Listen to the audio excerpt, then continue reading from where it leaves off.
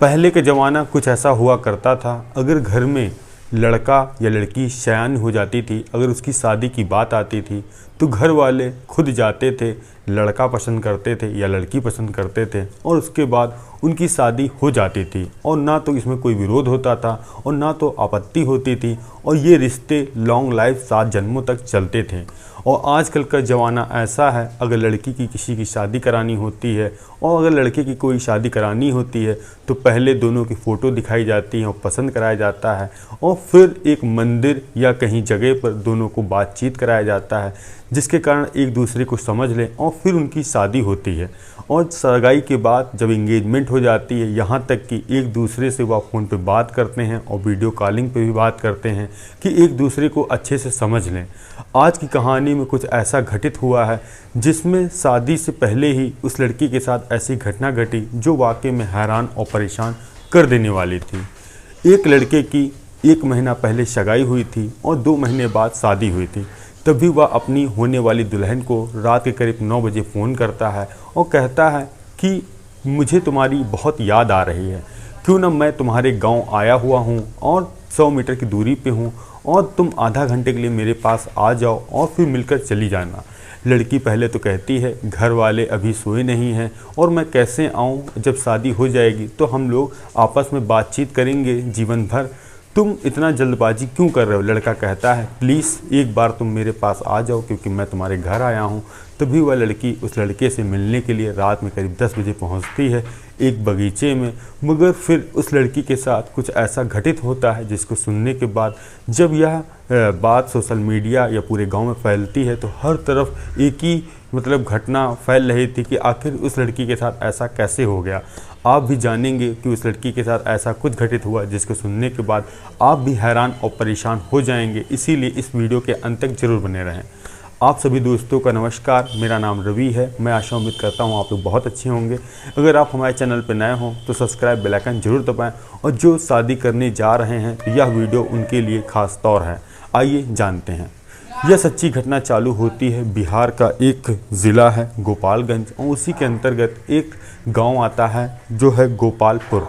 और वहीं पर रहने वाला एक परिवार जिनके 2 बेटे और एक बेटी जिसका नाम पिंकी, जिसकी उम्र महज 20 से 21 साल थी। और अब एक तारीख आती है जो तारीख थी 26 अप्रैल 2024। शाम के करीब 7 बज रहे थे, तभी बेटी अपने घर वालों के लिए खाना बनाती है और 8 बजे पूरा कंप्लीट करती है।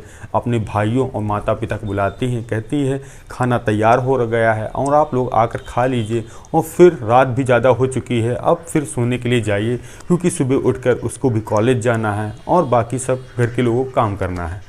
अब सभी 9 बजे खाना बैठकर खाते हैं और जो माता पिता वह सोने के लिए कमरे में जाते हैं और जो भाई थे वह भी छत के ऊपर चले जाते हैं सोने के लिए और जो बहन थी वह अपने कमरे में जाती है। अब रात बीत चुकी थी और सुबह 27 अप्रैल 2024 की सुबह करीब 7 बजे सभी लोग उठ चुके थे, अपना अपना काम कर रहे थे और जो पिंकी अपने कमरे में सो रही थी। तभी माँ सोचती है कि आज पिंकी उठी क्यों नहीं, ऐसा तो नहीं उसका कोई तबीयत ख़राब हो इसलिए वह अपने कमरे में लेटी है। तभी माँ उसके कमरे में जाती है, पहले खटखटाती है, देखती है कि उसका दरवाज़ा तो खुला है। जैसे ही दरवाज़ा खोला जाता है वहाँ देखती है उसकी पिंकी बेटी नहीं है। पहले तो वह हैरान होती है कि आखिर बेटी कहाँ गई। पहले यह भी सोचती ऐसा तो नहीं वह कोई बाहर मैदान वगैरह गई हो। अब माँ इंतज़ार करती है, आधा से 1 घंटा हो जाता है और जो उसके पिताजी खेत गए थे वह भी वापस आते हैं। वह कहती है पिंकी की माँ अपने पति से, कहती बिटिया अभी तक घर नहीं आई है।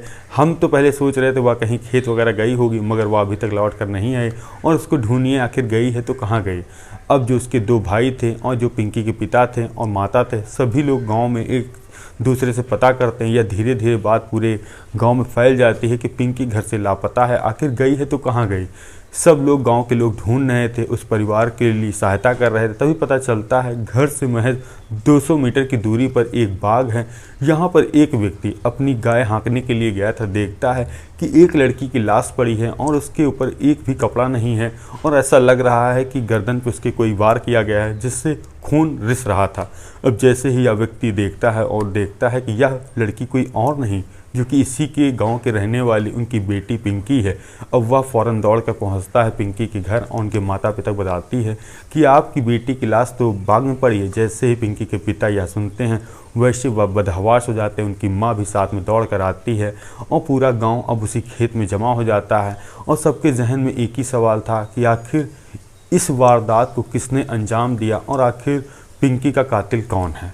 अब वहाँ के लोग उस पास के थाने में फ़ोन करते हैं। मौका वारदात पे पुलिस भी पहुँचती है। उस डेड बॉडी को पोस्टमार्टम के लिए भेजा जाता है और इधर पिंकी के माता पिता से पूछताछ होती है।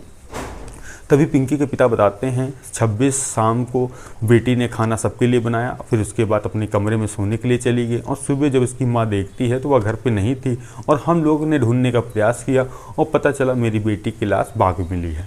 और उनके पिता ने एक बात और कही कि मेरी बेटी की 1 महीना बाद शादी थी। अब पुलिस सबसे पहले पिंकी का मोबाइल जो कि उसी बाग में मिला था वह स्विच ऑफ था, उसको खोला जाता है और उसकी पुलिस वाले सबसे पहले कॉल डिटेल चेक करते हैं। आखिर पिंकी किस किस से बात करती थी, ऐसा तो नहीं किसी ने बुलाया हो और उसको मार दिया हो। अब पुलिस वाले उस नंबर की कॉल डिटेल सारी खंगालते हैं तो पता चलता है एक नंबर जिसका नाम था गुड्डू यादव, जो कि विशंभरपुर थाने का सिपाया गांव का रहने वाला है।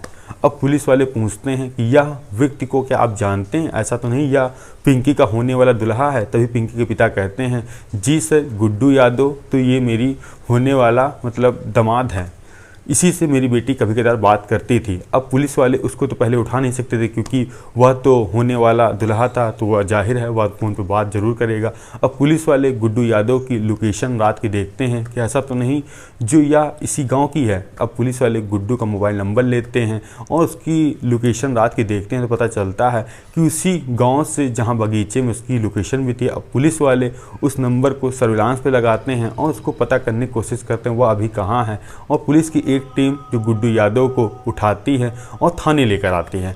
अब पुलिस वाले पूछते हैं कि तुमने अपनी होने वाली दुल्हन का कत्ल क्यों किया। पहले तो वह इधर उधर टाल मटोल करता है। जब पुलिस वाले सख्ती से अपने पर आते हैं तो कहते हैं अच्छे अपना जुर्म कबूल लेते हैं। तो गुड्डू यादव ने कबूला। उसने फिर एक ऐसा सच बताया जिसको सुनने के बाद सभी हैरान और परेशान हो गए। गुड्डू कहता है कुछ साल पहले जो कि मैं इसी सिपाया गांव का रहने वाला था और काम के सिलसिले में जाता हूं मालदीव, जहां कि मेरे गांव के कुछ लोग गए थे।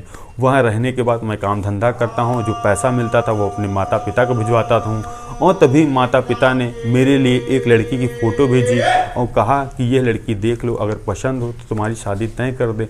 वह लड़की पिंकी की तस्वीर थी और वह देखने में काफ़ी ज़्यादा खूबसूरत थी और मैंने एक ही बार देखते हुए कह दिया मम्मी ठीक है, यह शादी मैं कर लूँगा।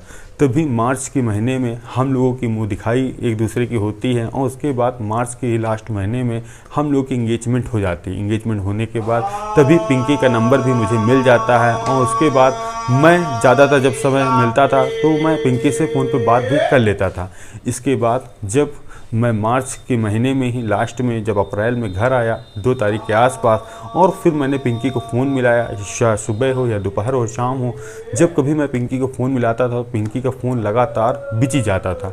और जब 10-15 बार करने के बाद जब पिंकी पलट के फ़ोन करती थी और मैं उससे पूछता था तुम इतनी बात किससे करती हो, तो वह कहती थी कभी मौसी मम्मी से बात कर रही थी या दादी मम्मी से बात कर रही थी। इसी तरह वह टाल मटोल करती थी। और एक दिन रात के करीब 2 बजे मैं सोने जा रहा था और तभी व्हाट्सएप देखता हूँ वह ऑनलाइन है और मेरे मैसेज का कोई रिप्लाई नहीं कर रही थी। तो मैंने पूछा कि रात में तुम किससे बात कर रहे थे, तो उसने कहा मेरा दोस्त है स्कूल का, मैं उसी से बात कर रही थी। अब मुझे कहीं ना कहीं अंदर एक बात खाई जा रही थी कि जो मेरी होने वाली पत्नी है वह दूसरे से, हमें लगता है उसका अफेयर चल रहा है और शादी के बाद क्या पता वह उसी के साथ रहे और भाग भी सकती है।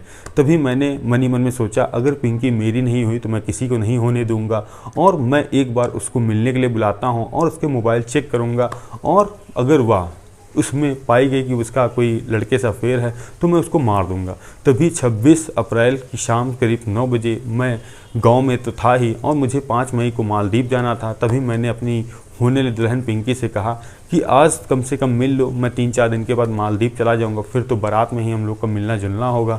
और पहले तो पिंकी ने मना किया और मेरे बेर कहने के बाद वह मान गई और फिर हम लोग बाग में मिलते हैं और मिलने के बाद एक दूसरे से पहले तो प्यार करते हैं, प्यार करने के बाद संबंध बनाते हैं। तभी मैं पिंकी से कहता हूँ अपना मोबाइल लाओ, मुझे चेक कराओ, देखें तुम किससे ज़्यादातर बात करती हो।